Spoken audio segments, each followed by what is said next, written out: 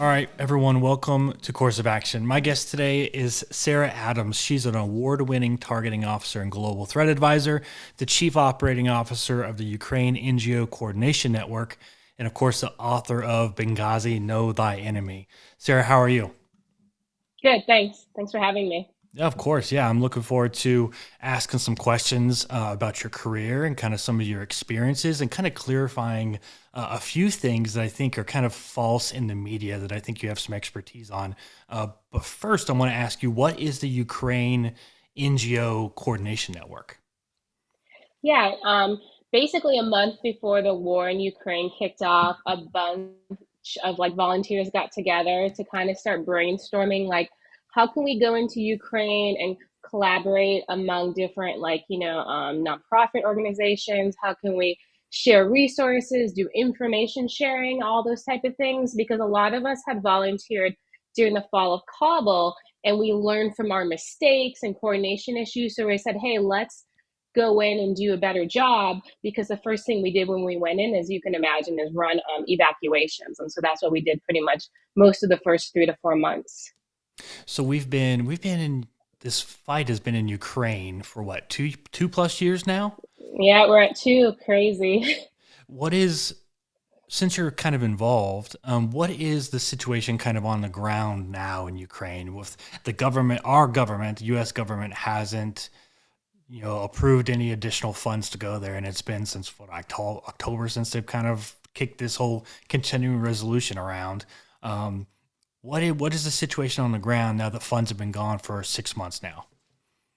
Yeah, I mean, obviously people's spirits are still high, but as you can imagine, they've had to give up ground because they're lacking some of the necessary items to keep war going at a certain tempo, if that makes sense. So it is a stressful time for the war fighters. Obviously, the NGOs are just going along trying to make things happen, right?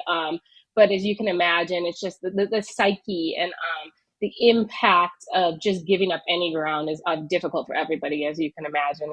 It's a tough war. Hmm. And then even when you give up ground and eventually you get it back, you go in and you just see some of the most horrible things you can imagine. There's a lot of atrocities. And then you got to put a lot of aid into those areas too, just to get basic services going again. So giving up ground is just going to be more work 6 months from now for a lot of these volunteers. So, it is a frustrating thing, as you can imagine.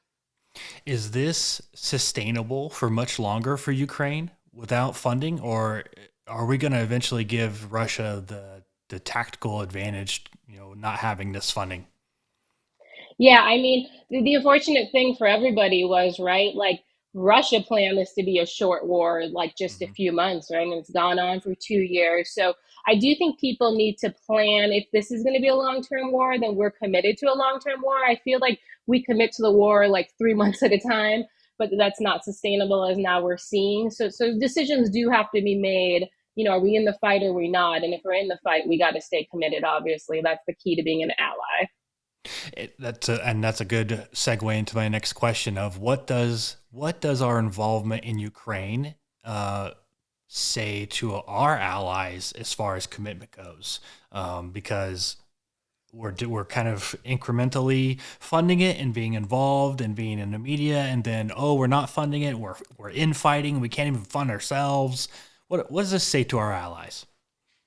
Well, even from the beginning, it's been pretty tough in Ukraine, as you can imagine, because we were kind of in the beginning, first we're saying, oh, it's okay if Russia maybe takes a little bit of ground, and that was frustrating for the Ukrainians.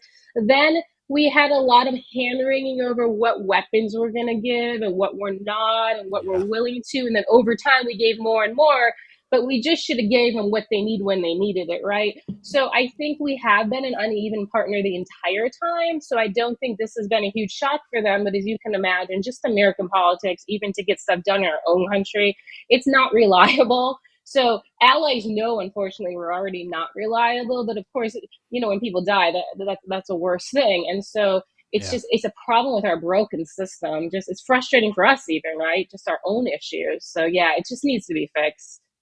Yeah, we're still staring down the barrel of another continuing resolution, and I work at the Air Force Base here. And being a veteran, we dealt with it on active duty. It gets very tiresome, and people hate hearing the initial CR. And this year just seems like an anomaly. I know it's election year, and that was going to be kind of the political ploy, but it just really feels like this year it's beyond that. Like we're seeing the parties infighting within each other, especially the Republican Party, and you kind of just wonder, like, man, they just don't have it together. Like, we can't support Ukraine. It's sending a negative message to our allies. It's sending China a message of, we're not probably even prepared to go toe to toe with you because we can't even get our mess together Hmm. here. I'm shocked they haven't invaded Taiwan yet, just because I feel like we're on our heels and we're vulnerable. It's just one of those things that really makes you go, how can a superpower like us not have our stuff together? It's concerning. Yeah, and I mean the problem is we now really have politicians on both sides who just want to see each other fail. Like, my opinion is just vote them all out. I mean, they're failing us. It's Yeah. both parties. Hmm. They care about each other first. They care about the other party second. They care about their broken system third. Like they don't care about us at all. And Americans need to see that, and we need to just start running better people. Don't care if we find someone who can raise the $1 million for the party. Who cares? Like we need to change the system. Yeah, I was talking to a Miami Vice narcotics cop earlier this week, and he had done some dealings with the DEA and a bigger federal government due to the nature of being down in Miami, and all that cocaine that's coming in and all the money laundering and all that that's going on, just absolute wild stories. But he told me that Hmm. the amount of federal politicians that were down there in their business and looking around, and how much he saw the corruption, like, these guys weren't not getting along. They were getting along. But as soon as the cameras flipped on, totally different story. So he's like, they're just pulling the wool over the Americans' eyes and just saying, hey, yeah, we hate each other because, and then therefore you have to hate each other because you're party aligned. And it's such corruption. It's embarrassing. Yeah, I call it politicking. I worked in Congress for a couple of years, and yeah, they're buddies. They go to dinner at night, and then they stand in front of cameras and say the things that'll get people enraged, right? And it's a sick way to handle things, and I think everybody's just getting frustrated with it too. It's going to implode, so either they fix it or we kind of like end their system for them. Yeah, I think we're getting close to people looking across the aisle at each other and saying, yeah, we don't agree with each other, but like we really don't agree with these guys. Like it's gotten to a point Hmm. where they're not even listening to us when we agree with them. So that's dangerous. I think for our country, it's very very dangerous, and it's very dangerous for our allies, and of course our enemies who want to see us fail. We're doing it for them. I mean, Hmm. Yes. um, They're the enemies are benefiting the most. That's yeah, factual. yeah, they are. And this is coming from someone who worked in intelligence, who knows where those battle lines are and who's listening, who's watching, and the really deep importance of that. And for you to say that, and for other people, I'm sure in the community to echo it, is kind of concerning.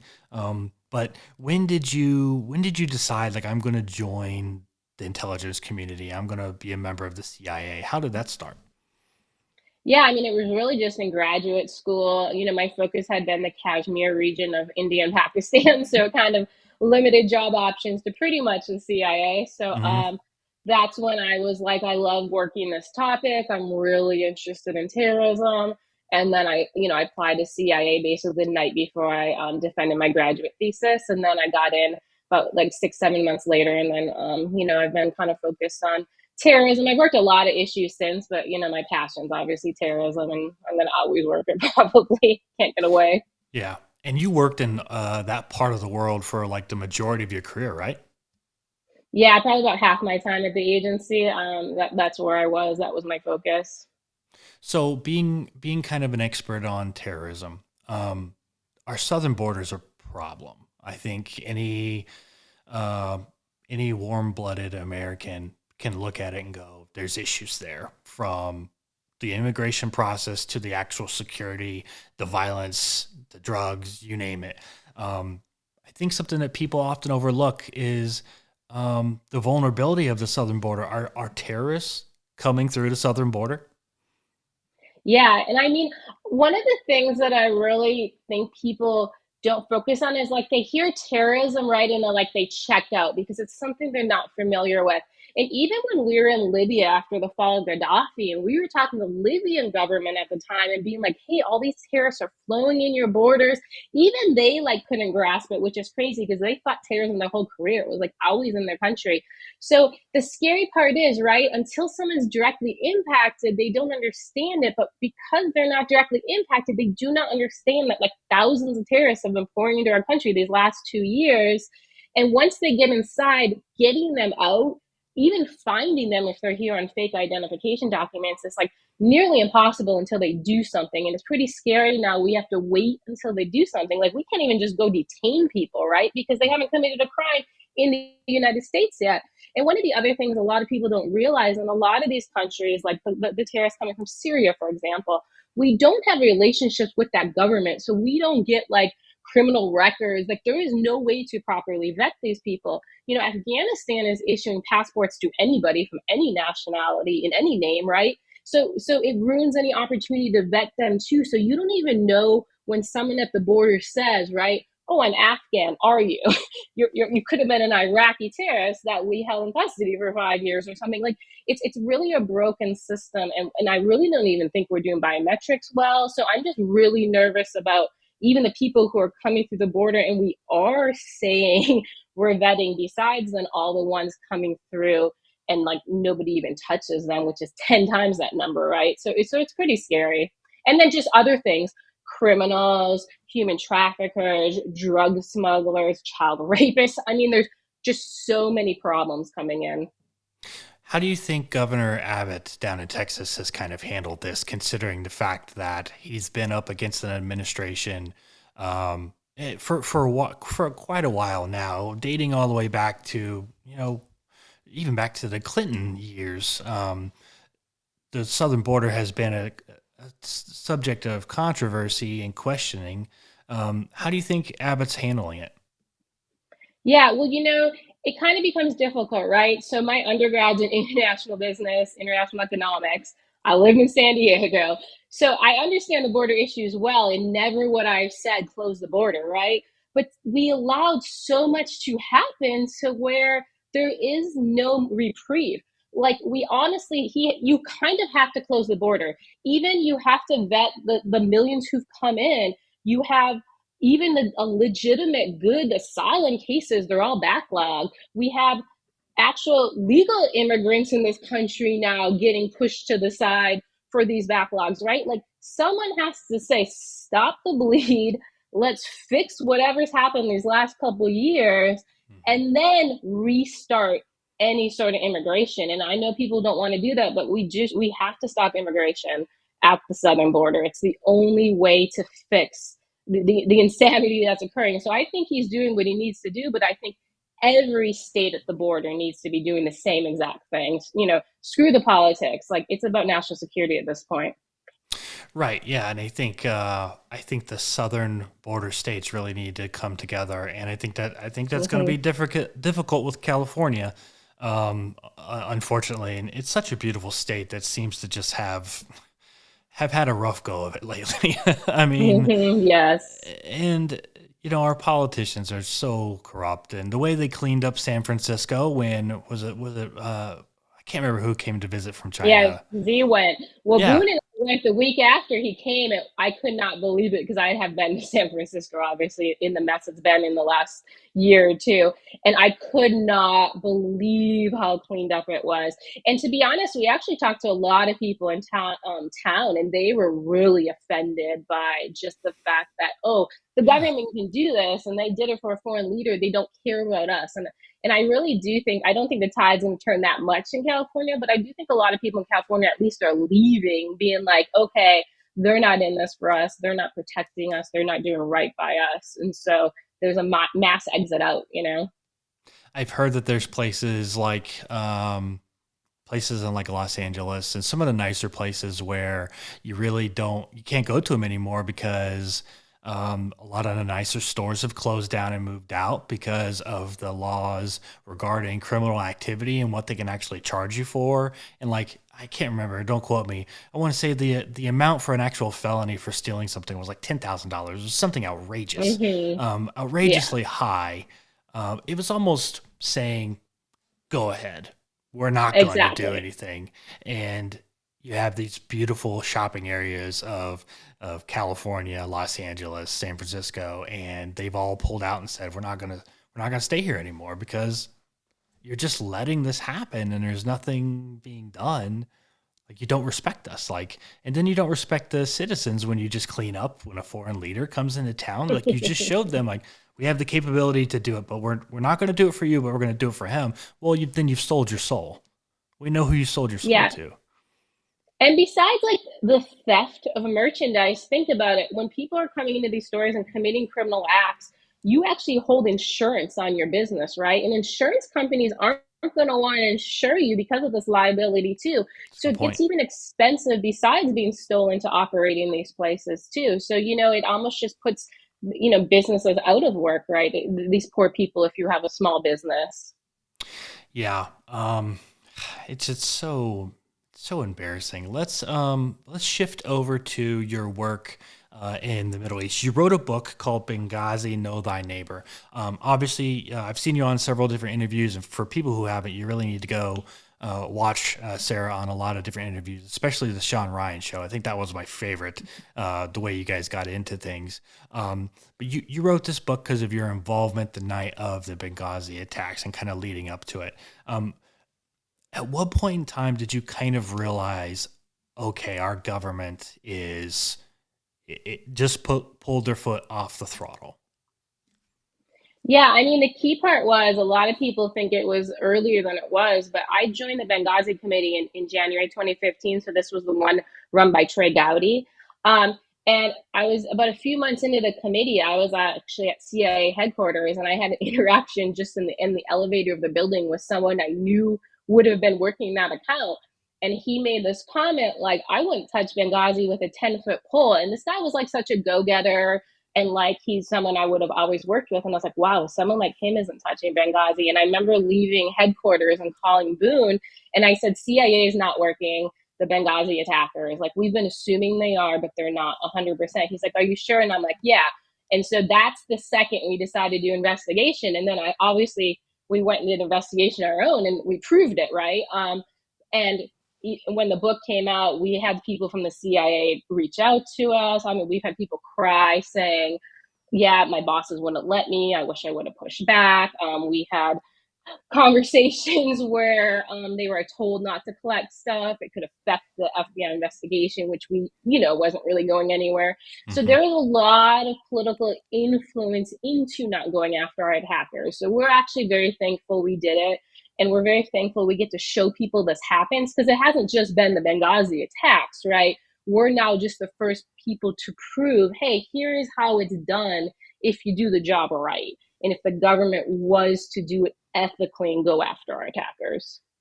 And I think there's a lot of misinformation about what kind of happened that night and who gave us authority to do what. I think I heard you say the Libyan government basically said, "Hey, you guys do your thing, do what you need to do. The gates are open. Do your thing. Send whatever you want to in there." I think President Obama said something very similar. Um, where he was after that is in question, and concerning. And then, of course, Hillary Clinton. A lot of people don't like her. She does some bad stuff. I'll admit that for sure. I think there's some misinformation about how she handled it and how people tie it to the server. Can you kind of explain how that kind of got meshed together in her actual actions? Yeah, like that's a little misconstrued. I mean, I do think she probably deleted some emails from the server that night, if that makes sense. But the server really has no impact on our Benghazi attacks. Our Benghazi attacks were planned by Al Qaeda. The issues with the server were some of the business dealings she was doing to make money off of Libya right after the fall of Gaddafi. It was kind of like business type of stuff. I mean, financial type of stuff, nothing really to do with terrorism per se, but people lumped the two because it ended up being the Benghazi committee who found out she had a server, and then people thought, oh, the server has all these secrets about the Benghazi attacks. And really, the issue was like Jake Sullivan, who's our national security advisor, he's the one who made the fake Benghazi protest narrative. And Mm. then, President Obama, Hillary Clinton, Susan Rice, Ben Rhodes, right? They all jumped on this train, even though they knew in real time Al Qaeda was there. So they knew that night Al Qaeda was involved, and they ran a political narrative, and they all did the wrong thing for that. And like I said, the servers just, I don't, people get wrapped around it. It's Yeah. really not the point. But I feel like people like to focus on things that'll suck in all the energy, and Hillary Clinton sucks in all the energy, and then you don't actually have to do things. So it benefits both parties, right? If it falls on Hillary first, they don't have to do anything with Jake Sullivan, and he's really failing as our national security director. And then the Republicans never really have to do their job either, right? Because we had a Republican president during this time for 4 years that could have went after Benghazi attackers, and he didn't, right? So both parties just play this game, and so they don't actually have to do anything. And it's a very frustrating thing. And I wish people would see this and like not participate in it. Yeah, and that's something I really wanted to ask you about because, of course, when something like that happens, the media swirls, and then, of course, it takes is one little sentence, and then the actual narrative of it and the actual intelligence of it kind of goes in a different direction, and then the real intelligence that's really being collected and gathered in real time. I think people disconnect this, and correct me if I'm wrong. I think people disconnect this and they assume, oh, the intelligence that we're getting, intelligence with air quotes, that we're getting from the media is directly from the CIA, directly from the Right. ground zero. This is the news, and then that's what they carry forward. And so they connected the server to Hillary and to that night and to that attack. Like, am I right on that? The way that works is CIA is not publishing Facebook posts saying, "Hey guys, guess what we just learned," and putting it out there for people to see or sending it to Fox News. People run with that, right? Yeah, I mean, the server obviously became conspiratorial, but for due cause, she deleted so many emails on it, Yeah, right? Which I definitely know guilty. she wanted things not seen. They weren't exactly the Benghazi attacks. I'd love to see an investigation to what she was doing, right, Yeah. in Tripoli. On the economic end of things, that's where Hmm. the investigation is.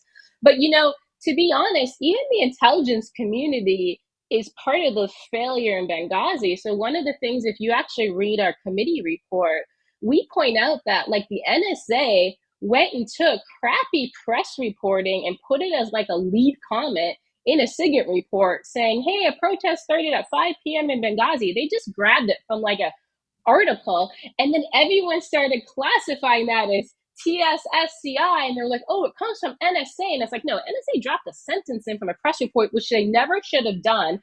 And then everybody kept trying to collect info that backed this top secret information. So just the failure of intelligence, the failure of an analyst, the failure of people to actually say, hey, the information doesn't point to this, right? We got real Al Qaeda guys on the ground here. That's the part that's really frustrating, because you're not supposed to just fall in line behind politics. You're supposed to say, here's what the evidence shows, and that's what I'm presenting in front of you, because I'm an intelligence professional and that's my job. And that's where people went wrong. They got too involved in the politics of it, and the politics are rooting the intelligence community. And it didn't just start in Benghazi. There's a lot of complaints that happened in Iraq. We Sure. know it's Yeah. happened in Syria with ISIS. It's happened in Benghazi. It's definitely happening right now in Afghanistan.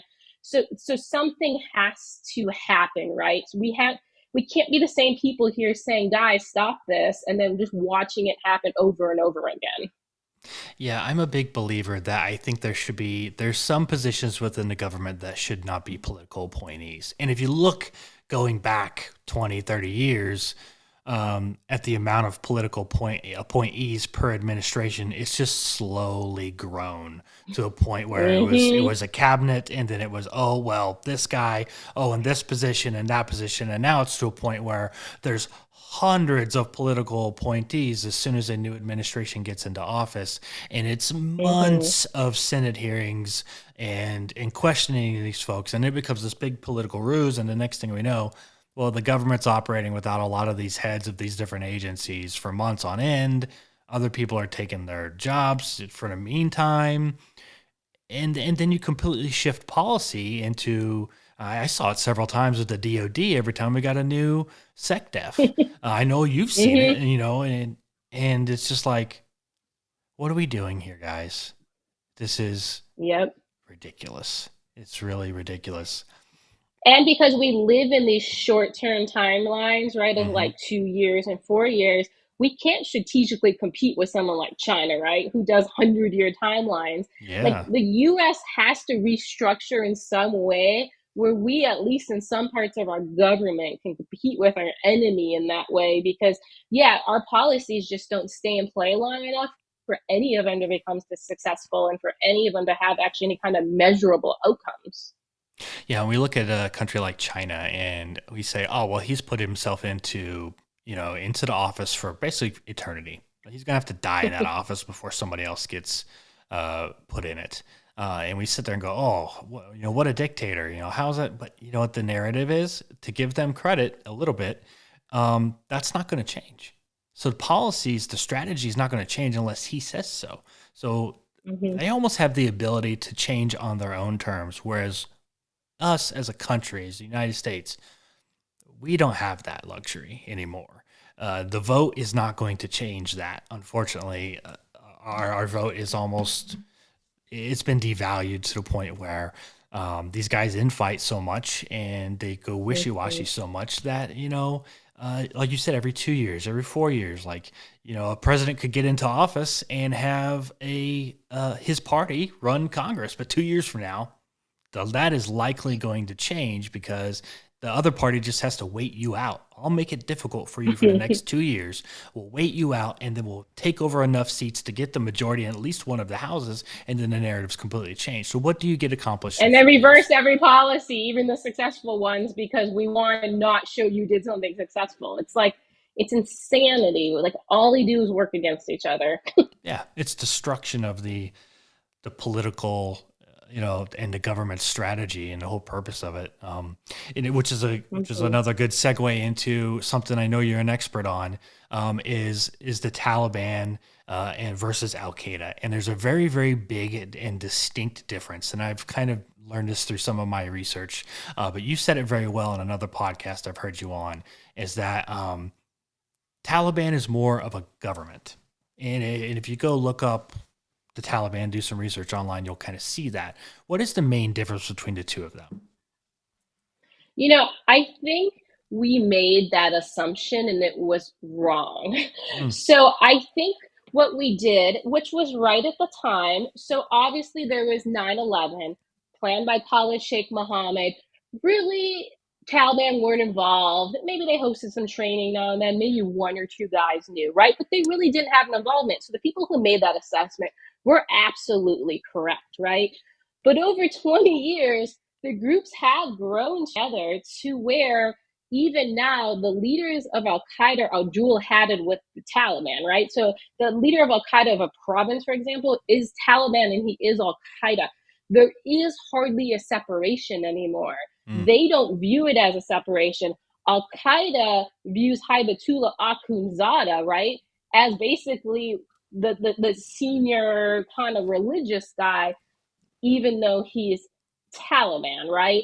And then they're planning together, they're training together, the funding is going together. So now it's very, very different. The Taliban and Al Qaeda are 100% in bed together. You should not actually put a distinction between the two because that's not the way they actually view it.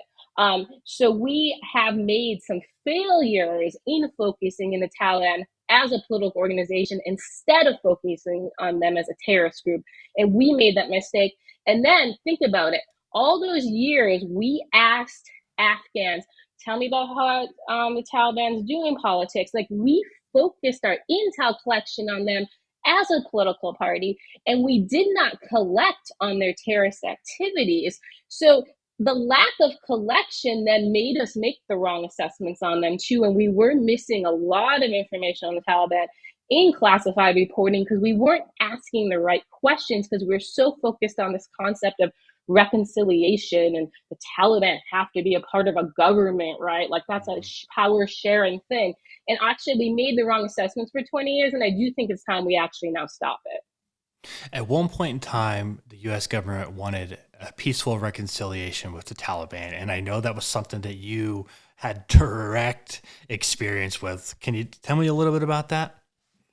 Yeah, I mean, that's still what then happened. So around 2008, 2009, President Obama put in this kind of like strategic guide to work reconciliation. He's passed away now, Richard Holbrooke.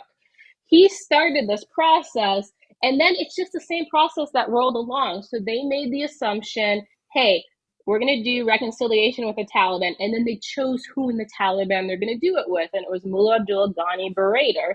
So I worked on his capture. So he was captured. Then the next administration, right, which was the Trump administration, stayed on the same plan.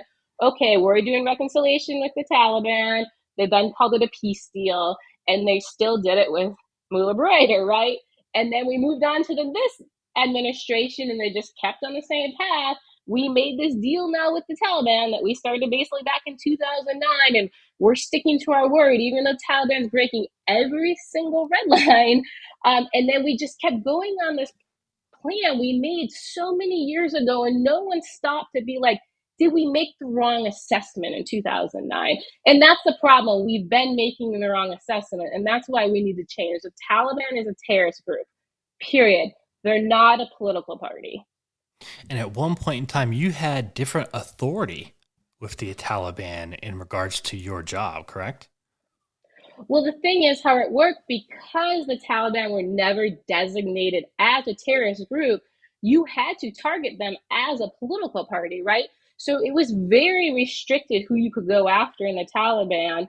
And then we had to go through many legal approvals to even go after the Taliban. That's why we were doing things like captures, vice, it was a little more aggressive against Al Qaeda because you had lethal approvals. And again, that was another policy failure, right? Because it left all the Taliban senior leadership for the most part alive. We killed less than 5 in 20 years. And that's because of policy, not because we didn't have the best war fighters and the best, technology. Like, we could have wiped them out, but we made these policy decisions who not only like got more of our people killed than probably needed to do. It kept the Taliban in power way longer. They ended up with more territory than they had in 2001, even before we withdrew. And then now, I mean, it's complete insanity. And now the Taliban then wants to project what they have out to other parts of the world. And now it's going to be very dangerous, the future plans that they have in store. So why didn't we change that policy in real time as we're realizing this, or did we just not, or were the right people not listening? Yeah, I don't think that we realized it in real time. I mean, people were trying to tell them. I even tried to reach out, to Pompeo, who was Secretary of State at the time, to just tell him what I knew about Mullah Berater that I did not know when I was CIA, right? Like, you need to know these things if you're negotiating with this person because he's not a moderate. Like, don't listen to these people who are kind of, there's a lot of Taliban sympathizers in our government, and there's a lot of Taliban lobbyists, right? Because remember, there was so much corruption out of Afghanistan that there is a lot of money flowing around. Hmm. And a lot of that money is in the hands of the terrorist side of Afghanistan, and it's given them a lot of power to politic in Washington, which is really dangerous too. So unfortunately, I do think a lot of our State Department became Taliban sympathizers, and nobody moved those sympathizers out.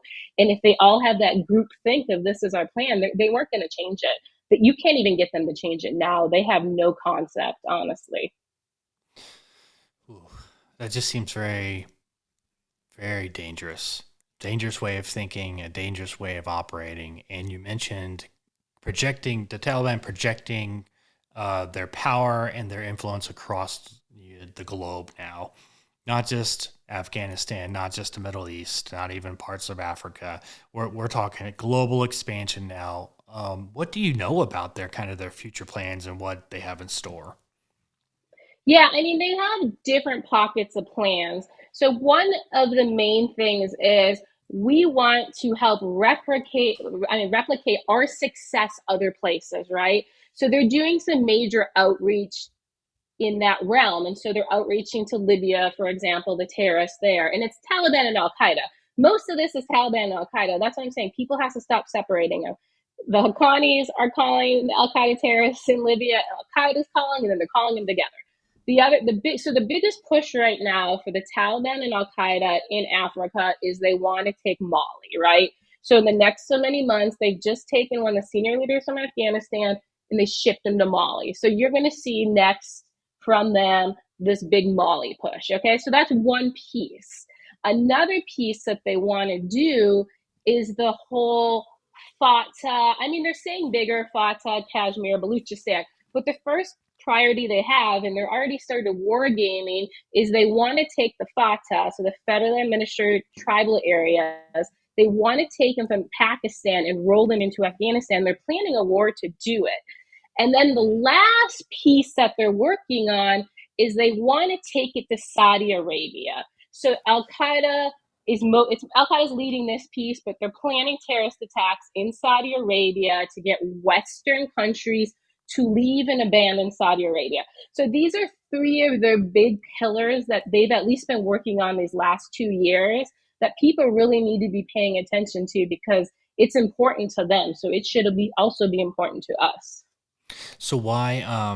I think I know this answer, but for those listening, why is Saudi Arabia so important? Why would they want us to abandon them? You know, it's kind of one of those things that's probably emotional. I know it sounds really bad, So like we have a Benghazi attacker, right? That's probably he's like we have a one or two on our list because he stole like a as something that belonged to us. If that makes sense, he's probably not one or two if we rank them in number of importance, right? But we have this emotional connection to him and we put all this extra effort in because we're affected by it. And that's kind of how the Saudi thing is, right? And it mostly falls on the Bin Ladens. So the Bin Ladens in Saif al-Adil are leading this kind of thought that, hey, we're still here to take down Saudi. That's still going to be a priority. And then we need to break the relationships between Saudi and the US government and like Saudi and the Brits are like the two key ones they want to focus on, if that makes sense.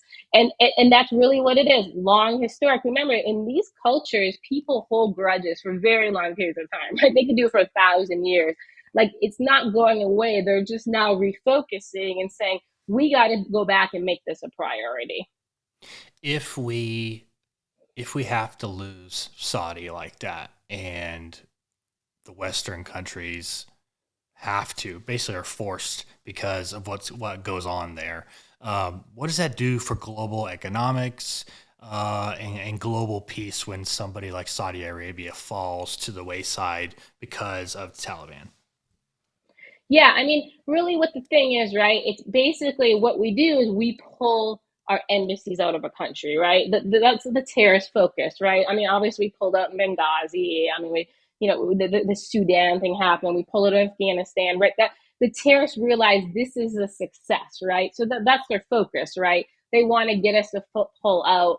It then shows Saudi's weak because remember, for embassies and consulate, it's that country's responsibility to keep you safe. So if the Brits or the Americans pull out of Saudi, Saudi is weak. Saudi can't keep them safe.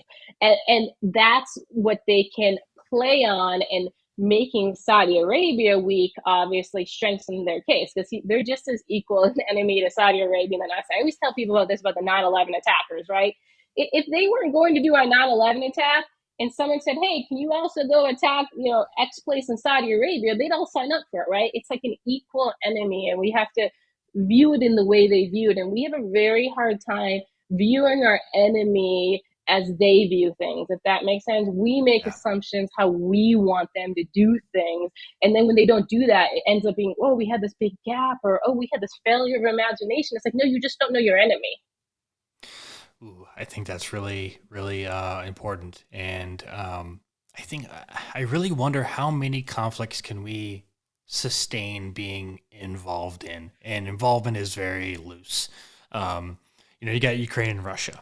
You got the stuff going on in Israel. At any minute now, maybe multiple things could go off with China. And we have a lot of allies in that part of the world that we've pledged to protect, whether orally, in writing, in agreements and treaties going back forever. And then, of course, you have the hotheads of North Korea and Russia and China who could easily band together, and then it's World War III. How many conflicts can we sustain before? Okay, it could be World War III. And you just mentioned Saudi Arabia. Do we go in there? If the Taliban really start causing problems, do we go in there to protect them because they're an ally, right? I mean, it's really difficult. I really think we're not going to jump on board, back in Saudi Arabia unless like Al Qaeda pulls off one of these big attacks we're planning, right? I think the biggest place we're going to go into next, if we had to support an ally some way, would obviously either be Pakistan if this Fatah thing takes off, or if it becomes a shift in more of a Kashmir focus, if they think, oh, we can make more inroads on the Kashmir side and get more Pakistanis supporting our cause internally, against the Pakistani government, maybe it might be more, whoa, we need to kind of back India because India is such a strategic partner when we're looking at China and Russia. So I do think it Yeah. would be more in that case, it'd be the fear of Pakistani nukes, or it would be, hey, we really got to step up for India because of Yes. the unrest happening next to them. Yeah, I think India is such a strategic partner in that part of the world, South China Sea, and what really goes on there. I think losing India to anything would be detrimental to any kind of effort to quell China from pursuing things forward. I think they're doing things now because nobody's really doing anything. They're kind of getting that slap on the hand from the global stage. And the United States is sending a carrier group over there, but that's probably nothing really new. We have that presence over there. I think what I question is what is it going to take before China finally says, okay, and gets brave enough to do something? Because I don't think we start, in my opinion, and I don't think we start the next world war. I think China does. I think it's just a matter of time before China says, okay, it's time to kick it off. I kind of look at China different only because I look at their long timelines. And I'm not sure China gets a huge benefit from starting a war when China has the time to politically take over Taiwan, right? And Mm. then we have no role, right? If they take over all the politics of Taiwan and all the influence and all the media, we'll be a mute point, right? Right. What social media does to different pockets of the population. So I really think like that's where China wins. And we saw them slowly do this on the economic side of things, right? So I'm not sure why people think, oh, economically they were patient to get ahead and did these things, but oh, for Taiwan, they're not going to be patient. I really think we're kind of missing the ball on their plans and their patience. And they're benefiting from being patient, as you can see, because we're getting pulled into all these other conflicts and it is stretching us thin and it is only benefiting them. That's a good point. I didn't even think about their patience of it and uh, the media and the influence side of things. So you're right. They could not a single bullet can be launched, not a single bomb could be dropped, and they could easily take over Taiwan because they're playing the long game, which I think is important. And the disinformation that's going on, and I want to talk about media and disinformation real quick before I let you go. But the media and disinformation is a huge narrative that's going on. What do you think the media narrative is, not just here, but on a global scale, is in regards to global conflict, and how is it being misused and used to a tactical advantage? Yeah, I mean, The problem is all of the governments, right, and then all the political parties within every government, right, uses the media. The media is for influence, right? If you have a medium personality and he makes 20 million dollars a year, it's not for his knowledge, right? It's what who he can influence and what he can impact. And I think a lot of people just say, "Oh, I learned this from this knowledgeable person. It's correct," and they really need to like step back and say, who's influencing me? Is my government influencing me? Is a foreign government influencing me? Is just some crazy actor who wants to mess with all of us influencing me, right? Like Mhm. there's so many different things going on. And also just then the worst is, who is influencing my children, the next generation? What am I not seeing? What am I not paying attention to? Because I am so consumed with what is being fed to me. Because one of the things is, remember, you're getting fed a ton of information, right? Right. So you're not even clear about everything that's going on. You're not really the expert on anything. You're making assumptions and linking things that don't even tie together, right? And that's the point of it, right? It's supposed to keep you confused. And so I think people just kind of need to take a step back and be like, I'm being influenced, and always make that assumption first and then figure out why. When I was at CIA, we had something called the Open Source Center. It still exists. But the cool thing about it was is they would take every piece of media from around the world, and then you would click on that. I don't know, let's say that Tokyo has a Daily Times or something. You click in it, it would say, here's what they try to influence, here's the way they politically lean, and you would understand all that. So then when you went to read it, oh, they said it this way because they're trying to influence me in some way. But people don't view media that way, and they actually need to. And we got to become better consumers, or we will fall into misinformation, because more is information, misinformation. It feels like the less. Well, and with the algorithms, the way the internet works now and the way social media works now, um, I guarantee after this conversation, I'm going to find stuff on my Facebook feed related to what we've talked about. It's just the nature of it. The way technology has advanced so much, where we gather information is tenfold over what it was 20 years ago. So now you can literally be fed, even on your social media platform, Mm-hmm. on the commercials, on your streaming service. You can be fed exactly what they want you to be fed. And to your point, we have to start thinking as individuals beyond that, instead of just taking it for face Mm-hmm. value and say, "Oh man, this is convenient. Like I just got told exactly what I Right. wanted."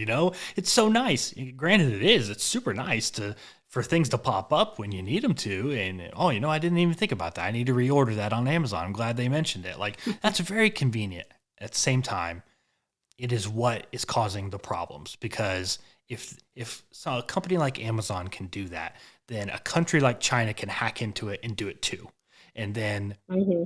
China doesn't need to fight a war with the United States when they have the influence in the United States. And I think that's growing, to where there's going to be people eventually that are going to stand up and say, "Oh, we can't go to war with China." Well, what's wrong with China?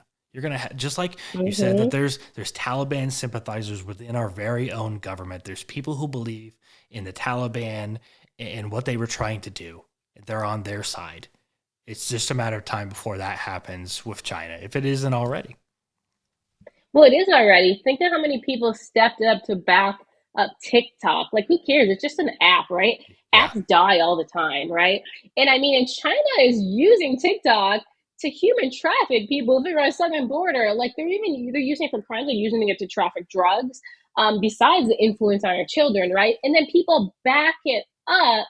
So they don't know why, almost, right? It's like, oh no, this is something I want, and this is something I use, and I like need to like go to battle for it. And it's like, you don't, you're being influenced.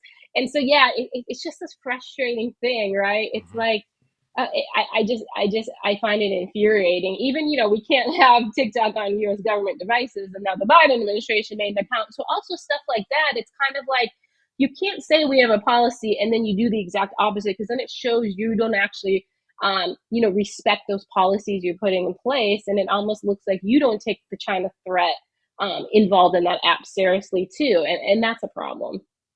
Well, and I'm not an intelligence professional by any stretch of the imagination, but it just seems, even to me, it seems very clear that we no longer respect real intelligence, and we're not willing to listen to it if it doesn't fit a narrative, even if it's the dead honest Correct. truth.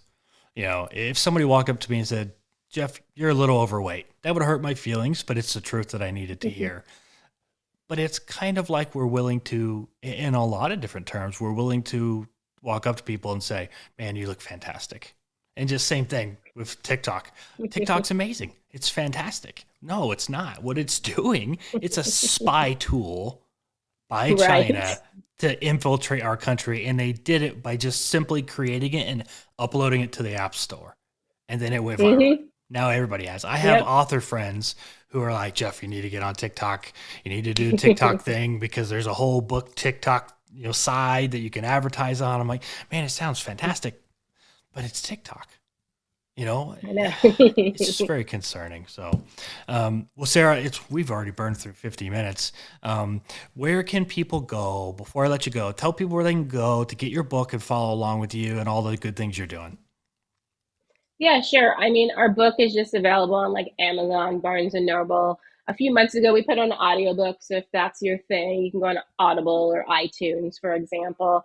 I mean, I'm pretty boring. I'm on LinkedIn, and then if you have a good sense of humor, we are on Instagram, and it's at Askari Media Group. It's Askari Media Group, but we spend most of the time making fun of Tara, so it is not an account for everybody. I So love it. I love it. I follow you guys on Instagram and I love it. So, Sarah, again, thank you so much for your time. I appreciate you coming on here. I wish you the best of luck and all the awesome things you're doing in Ukraine. And again, just thank you. Appreciate it. thank you. Thanks so much.